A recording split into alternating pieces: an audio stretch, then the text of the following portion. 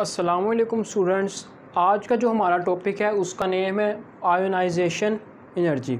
सबसे पहले तो हम आयोनाइजेशन एनर्जी की डेफिनेशन को डिस्कस करेंगे। What is ionisation energy. सबसे पहले मैं आपकी जो डेफिनेशन लिख देता हूँ। द अमाउंट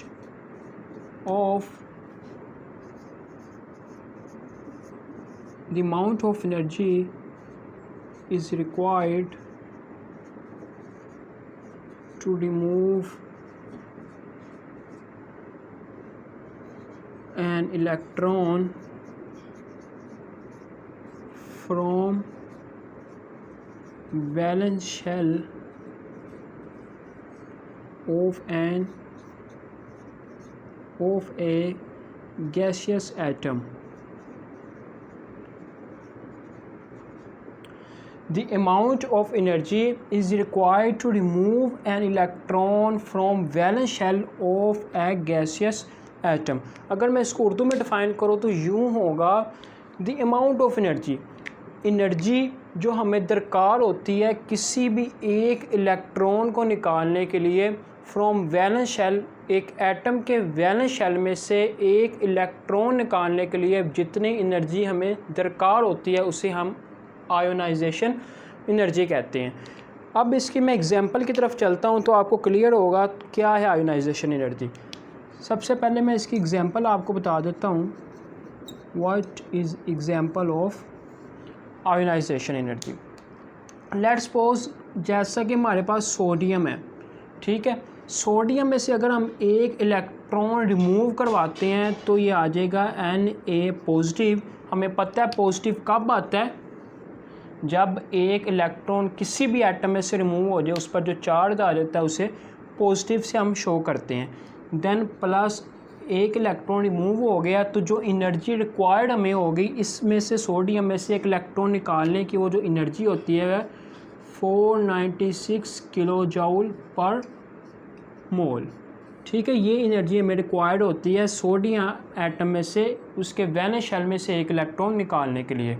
अब जो बाकी एटम्स हैं उन सब की डिफरेंस होती है। अब हाइड्रोजन की और होगी, सोडियम की और होगी, बोरोन की और होगी, कार्बन, नाइट्रोजन, सब की जो अमाउंट ऑफ एनर्जी होती है, आयोनाइजेशन एनर्जी होती है, वो सब की क्या होती है, डिफरेंस होती है। अगर मैं इसका स्ट्रक्चर बना दूं आपके पास, जो सोडियम है आपके पास उसका जो एटॉमिक नंबर है 11 होता है, ठीक है। इधर मैं अगर स्ट्रक्चर ड्रा करता हूँ, सेंटर में न्यूक्लियस, फर्स्ट शेल में आपके पास 2 इलेक्ट्रॉन्स एंड सेकंड शेल में आपके पास 3, 4, 5, 6, 7 and 8 electrons and third shell में आपके पास जस्ट 1 इलेक्ट्रॉन होगा। तो मीन्स ये वाला इलेक्ट्रॉन जब हम रिमूव करवाएंगे, इधर से रिमूव करवाएंगे तो इसके जो इलेक्ट्रॉन्स रिमेनिंग रह जाएंगे वो 10 होंगे। तो ये वाला जो इलेक्ट्रॉन होता है ना हमारे पास, इसको रिमूव करवाने के लिए जो हमारे पास एनर्जी रिक्वायर्ड होती है वो कितनी होती है, 496। अब क्वेश्चन ये आता है, क्या हम एक से ज़्यादा इलेक्ट्रॉन भी रिमूव करवा सकते हैं। मीन्स एक तो करवा दिया, क्या इसके हम अंदर वाला जो शेल है उसमें से भी इलेक्ट्रॉन रिमूव करवा सकते हैं। बिल्कुल करवा सकते हैं, और उसको हम कहते हैं सेकंड आयोनाइजेशन एनर्जी। अब हम चलते हैं, what is second ionisation energy. मैं इधर लिख देता हूँ आपके पास, second ionisation energy. I means ionization and E means energy, ठीक है। अब मैं इसकी डेफिनेशन की तरफ चलता हूँ। सेम इसकी डेफिनेशन है, बस इधर हम सेकंड का वर्ड यूज़ करेंगे। इधर लिख देता हूँ, the amount of energy is required to remove second electron, इधर हम वर्ड यूज़ करेंगे second, to remove second electron from shell of an similar atom is called second ionization energy। ठीक है, किसी भी एटम में से, सॉरी सेम एटम में से, जैसे सोडियम है इसमें से एक रिमूव करवाया, अब इसी एटम में से अब एक और इलेक्ट्रॉन हम रिमूव करवाएंगे तो उसके लिए जितनी एनर्जी हमें रिक्वायर्ड होगी उसे हम क्या कहते हैं, सेकंड आयोनाइजेशन एनर्जी। अब क्वेश्चन ये आता है कि जो सेकंड आयोनाइजेशन एनर्जी है उसकी जो वैल्यू है क्या वो ज़्यादा होगी या कम होगी। उसकी जो एनर्जी की वैल्यू होती है सेकंड आयोनाइजेशन एनर्जी की बहुत ज़्यादा होती है। इसकी रीज़न क्या है, why second ionisation energy is value greater than first. अब हम उसकी तरफ डिस्कस करते हैं, ठीक है। इधर मैं क्वेश्चन लिख देता हूँ आपके पास, why second ionisation energy value greater than first ionisation energy. ये आपके पास क्वेश्चन है। अब आपने इधर तवज्जो से ध्यान से समझना है कि इसकी ग्रेटर वैल्यू क्यों होती है। मैं इसकी आपको रीज़न बता देता हूँ। जैसा कि हमने सोडियम लिया था, इधर भी हम सोडियम लेते हैं, Na पॉजिटिव था। जब हम इसमें से एक और इलेक्ट्रॉन रिमूव करवाएंगे तो ये हो जाएगा Na positive 2 and plus electron remove हो जाएगा आपके पास, ठीक है। ये +2 क्यों आया, क्योंकि प्लस पहले 1 था, जस्ट 1 इलेक्ट्रॉन रिमूव था। जब एक और इलेक्ट्रॉन रिमूव करवाया तो पॉजिटिव 2 आ गया और एक इलेक्ट्रॉन रिमूव हो गया। जो इसकी हमें वैल्यू रिक्वायर्ड होती है वो होती है आपके पास 4569 किलो जूल पर मोल।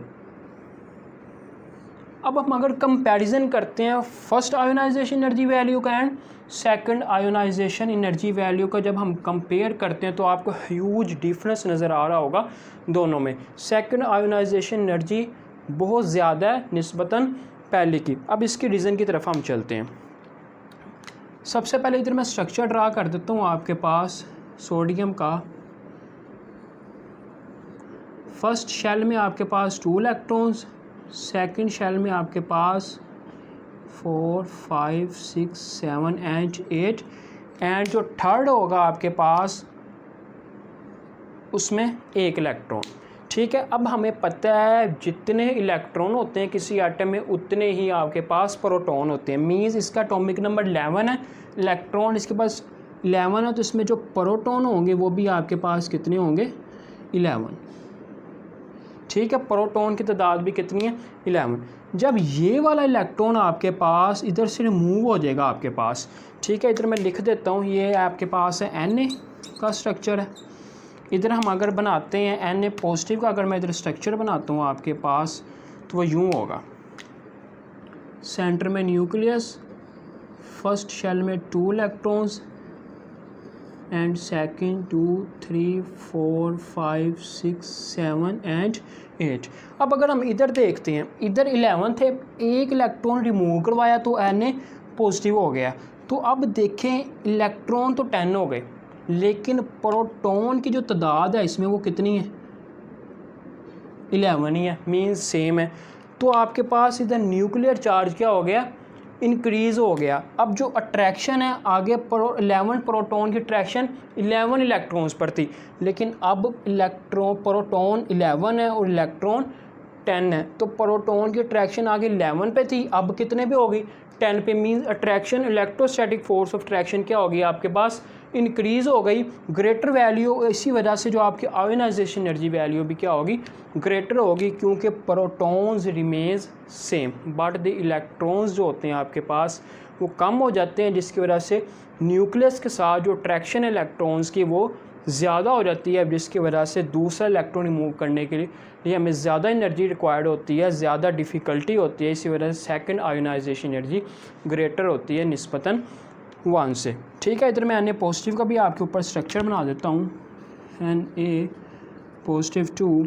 अगर मैं इसका भी स्ट्रक्चर ड्रा करता हूँ, आपके पास सेंटर में nucleus, first shell 2 electrons and second shell में इसमें आएंगे 4 5 6 एंड 7। पहले 8 थे, अब 7 रह गए, बट जो आपके पास प्रोटॉन रिमेन्स सेम। अब अगर हम थर्ड इलेक्ट्रॉन रिमूव करवाएं तो उसके लिए ज़्यादा एनर्जी रिक्वायर्ड होगी, क्योंकि प्रोटॉन्स अब 11 ही हैं, बट जो आपके पास इलेक्ट्रॉन्स है वो 9 रह गए। तो इलेक्ट्रोस्टैटिक फोर्स ऑफ अट्रैक्शन या न्यूक्लियस के अट्रैक्शन, प्रोटॉन के अट्रैक्शन इलेक्ट्रॉन्स पर ज़्यादा होगी, जिसकी वजह से थर्ड इलेक्ट्रॉन रिमूव करवाने के लिए बहुत ज़्यादा एनर्जी रिक्वायर्ड होगी आपके पास। इसी वजह से थर्ड आयोनाइजेशन एनर्जी, इसकी वैल्यू भी इससे बहुत ज़्यादा होगी, वो इलेक्ट्रॉन रिमूव करवाना बहुत ज़्यादा डिफ़िकल्टी होगा। ठीक है, ये हमारा हो गया ionisation energy, first ionisation energy and second ionisation energy. अब हम इसके ट्रेंड की तरफ चलते हैं, trends in period and trends in group. सबसे पहले तो इधर मैं ट्रेंड लिख देता हूँ, ट्रेंड इन पीरियड।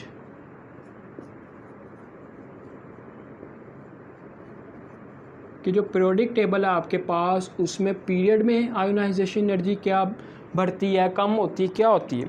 सबसे पहले तो मैं नेम ऑफ एलिमेंट्स लिख देता हूँ आपके पास पीरियड्स के।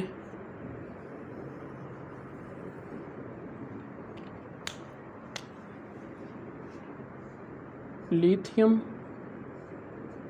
Beryllium, boron, carbon, nitrogen, oxygen and fluorine. इसका एटॉमिक नंबर 3, इसका 4, इसका 5, इसका 6, इसका 7, 8 एंड 9। ठीक है, अब हम इसके ट्रेंड की तरफ चलते हैं पीरियड्स में। पीरियड में जो इसका आयोनाइजेशन एनर्जी का ट्रेंड है ना, वो gradually ionisation energy from left to right in a period में इंक्रीज़ होती है। इसकी रीज़न क्या है इंक्रीज़ होने की, वो मैं आपको अब बता रहा हूँ, डिस्कस करते हैं हम। इसकी रीज़न क्या है, left to right ionisation energy क्यों इंक्रीज़ होती है। सबसे पहले तो मैं बोरॉन एटम लेता हूँ आपके पास B5। इसी तरीके से इधर मैं ले लेता हूँ नाइट्रोजन 7, इसी तरीके से F9। ये मैंने 3 एटम्स लिए हैं, बोरॉन लिया है, नाइट्रोजन लिया है एंड फ्लोरीन लिया। आप कोई से भी 3 ले सकते हैं, या कोई से भी आपको कंपेयर करवाने के लिए, समझाने के लिए मैंने लिखे हैं। ठीक है, बोरॉन का जो एटॉमिक नंबर है 5 है। इसका अगर मैं स्ट्रक्चर ड्रा करता हूँ तो सेंटर में आपके पास न्यूक्लियस, ठीक है, पहले शेल में 2 इलेक्ट्रॉन्स, दूसरे शेल में 3 इलेक्ट्रॉन, 3 to 5 कंप्लीट हो गए। इसी तरीके से अगर नाइट्रोजन का ड्रा करता हूँ आपके पास सेंटर में nucleus, first shell 2 electrons, second shell में आपके पास आएंगे 5 इलेक्ट्रॉन, 5 एंड 2 7 कंप्लीट हो गए। इसी तरीके से अगर फ्लोरीन का मैं ड्रा करता हूँ आपके पास सेंटर में न्यूक्लियस, फर्स्ट शेल में 2 इलेक्ट्रॉन्स एंड सेकंड शेल में आपके पास होंगे 3 4 5 6 एंड 7 एंड 2 9 इलेक्ट्रॉन्स कंप्लीट हो गए। अब आपने इधर ध्यान से एक बात नोट करनी है, इसके अगर हम शेल्स की बात करते हैं, इसमें कितने शेल्स हैं बोरॉन में, 1 एंड 2 शेल। इसी तरीके से नाइट्रोजन की बात करें, शेल्स कितने, 1 एंड 2। इसी तरीके से fluorine 1 and 2। Shells remain same, but अगर इलेक्ट्रॉन्स की तादाद देखते हैं, इसमें इलेक्ट्रॉन्स 3 थे दूसरे शेल में, दूसरे शेल में 5 इलेक्ट्रॉन्स, दूसरे शेल में 7 इलेक्ट्रॉन्स। इसी वजह से अब देखें 3 इलेक्ट्रॉन्स हैं, अब इनकी जो अट्रैक्शन है न्यूक्लियस के ऊपर 3 की है। ठीक है, अब इधर देखें नाइट्रोजन की जो अट्रैक्शन है न्यूक्लियस पे कितने की है, 5 की, 4 एंड 5। इसी तरीके से अगर इधर देखें तो इसकी जो न्यूक्लियस के ऊपर अट्रैक्शन इलेक्ट्रॉन्स की वैलेंस शेल के कितनी है, 7 इलेक्ट्रॉन्स की। ठीक है, इधर देखें अट्रैक्शन न्यूक्लियस के 3 इलेक्ट्रॉन्स पर कम है, जिसकी वजह से ये इलेक्ट्रॉन रिमूव करवाना ईजी होगा। अब नाइट्रोजन की तरफ देखते हैं, इधर अट्रैक्शन 5 इलेक्ट्रॉन्स की होगी न्यूक्लियस पर, इधर इलेक्ट्रॉन रिमूव करवाना मुश्किल है निस्बतन इसके। इसी तरीके से अगर फ्लोरीन देखते हैं, इसके न्यूक्लियस की अट्रैक्शन इलेक्ट्रॉन्स की है वो 7 इलेक्ट्रॉन्स की है। तो इस वजह से इधर जो आपके पास इलेक्ट्रॉन रिमूव करवाना इन दोनों से क्या है, मुश्किल है, जिसकी वजह से आपके पास पीरियड में left to right ionisation energy increase होती है। इसकी मैं रीज़न आपको बता देता हूँ। इधर रीज़न इसके फर्स्टली रीज़न आपके पास क्या है, फर्स्टली जो रीज़न है आपके पास इधर ये है, shells remain same but nuclear charge increases because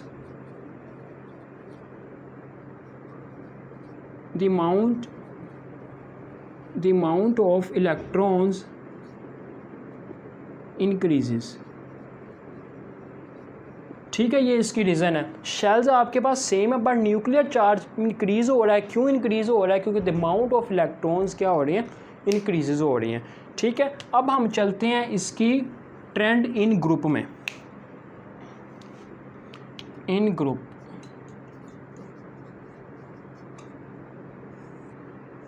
ठीक है, अब मैं इधर ग्रुप के एलिमेंट्स के नाम लिख देता हूँ आपके पास कौन कौन से हैं। First hydrogen, lithium, sodium, बीरियम and caesium. अगर मैं इनके एटॉमिक नंबर की बात करूं, हाइड्रोजन का 1 होता है, लिथियम का 3 है, सोडियम का 11, इसका होता है 19, सोन चलते रहते हैं। ठीक है, अब जो ट्रेंड इन ग्रुप है आयोनाइजेशन एनर्जी का, आपके पास जो ग्रुप में इसका ट्रेंड है वो इन डिक्रीजेज होती है इसमें ionisation energy from top to bottom in a group of a periodic table. अब इसके रीज़न क्या है कि ग्रुप में इन आयोनाइजेशन एनर्जी डिक्रीजेज क्यों होती है? अब हम इसके रीज़न की तरफ चलते हैं। इसी तरीके से मैं इधर भी 3 एलिमेंट्स आपके पास ले लेता हूँ। फर्स्ट इज़ हाइड्रोजन, इसका एटॉमिक नंबर 1। इसी तरीके से इधर आपके पास ले लेता हूँ मैं लिथियम, इस atomic number 3 and sodium and its atomic number is 11। इसी तरीके से अगर मैं इनका स्ट्रक्चर ड्रा करता हूँ, हाइड्रोजन का सेंटर में nucleus, first shell just only 1 electrons. Lithium centre nucleus, first shell 2 electrons and second shell just 1 electron. Similarly sodium centre में न्यूक्लियस, पहले शेल में 2 इलेक्ट्रॉन, दूसरे में आपके पास 3, 4, 5, 6, 7 और 8, दूसरे में 7, 8 सॉरी, एंड थर्ड में लास्ट 1 इलेक्ट्रॉन। अब इधर देखें आप, हाइड्रोजन है, पहला शेल है, 1 इलेक्ट्रॉन है, न्यूक्लियस के करीब है, अट्रैक्शन है। ठीक है, इसी तरीके से आप इधर देखें, इधर शेल्स क्या हो गए, 2 हो गए। इधर एक था पहला शेल एंड दूसरा शेल, न्यूक्लियस की जो अट्रैक्शन है आउटर मोस्ट शेल पे बढ़ गई है, मीन्स कम वीक हो गई। क्यों? सेंटर में आपके पास शेल आ गया। जितने जितने इलेक्ट्रॉन्स दूर होते जाएंगे न्यूक्लियस से, उसी तरीके से अट्रैक्शन क्या होती जाएगी, वीक होती जाएगी। अब इधर सोडियम देखें, सोडियम में 3 शेल आ गए, 1, 2 एंड 3। अब इसके जो इलेक्ट्रॉन्स की अट्रैक्शन है न्यूक्लियस पर और ज़्यादा वीक होगी। क्यों? ये थर्ड शेल में चले गया और इसके जो सेंटर में 2 शेल्स आ गए, फर्स्ट एंड सेकंड, जिसकी वजह से न्यूक्लियस की अट्रैक्शन जो आउटर मोस्ट शेल के इलेक्ट्रॉन्स पर वो वीक होगी। अब इसी वजह से हाइड्रोजन है, इसकी जो आयोनाइजेशन एनर्जी ज़्यादा होगी। क्यों? ये डायरेक्ट न्यूक्लियस के अट्रैक्शन है, इसके न्यूक्लियस की अट्रैक्शन वीक है, आयोनाइजेशन एनर्जी भी वीक होगी। न्यूक्लियस की अट्रैक्शन आउटर मोस्ट शेल, वो आउटर मोस्ट शेल में जो इलेक्ट्रॉन है और ज़्यादा वीक है। क्यों वीक है? क्योंकि आपके पास इसमें जो शेल्स हैं वो बढ़ते जा रहे हैं, फासला बढ़ता जा रहा है न्यूक्लियस और इलेक्ट्रॉन्स की वजह से। इसी वजह से जो आयोनाइजेशन एनर्जी इसकी और ज़्यादा वीक होगी। इसी वजह से top to bottom in a group में आपके पास आयोनाइजेशन एनर्जी क्या होती है, डिक्रीजेज होती है। मैंने आपको रीज़न बता दिया। इधर मैं अगर रीज़न लिख भी देता हूँ आपके पास,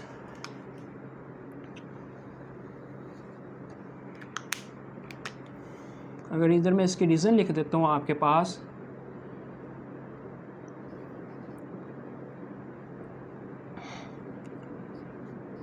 the electrons increases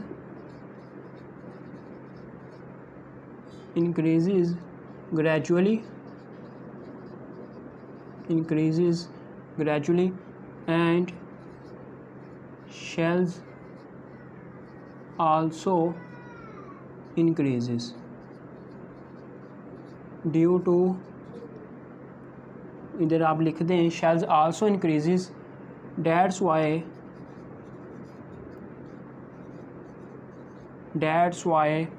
nuclear attraction force decrease। ठीक है, इसकी ये N nuclear, A means attraction, F means force इसकी डिक्रीजेज होती है। ये हमारा ट्रेंड हो गया पीरियड में भी एंड ग्रुप में भी। ये हमारा लॉन्ग क्वेश्चन भी आ जाता है या शॉर्ट में ट्रेंड्स पूछ लिए जाते हैं, हम trends in period and trends in group. इसको हमने डिटेल में स्टडी कर लिया है, तो आपने अच्छे तरीके से टॉपिक देख लेना है। ठीक है, इंशाल्लाह अब हम हमारा ये टॉपिक अब कंप्लीट हो गया है। इंशाल्लाह अब हम मिलेंगे नेक्स्ट लेक्चर में, तब तक अल्लाह हाफिज़।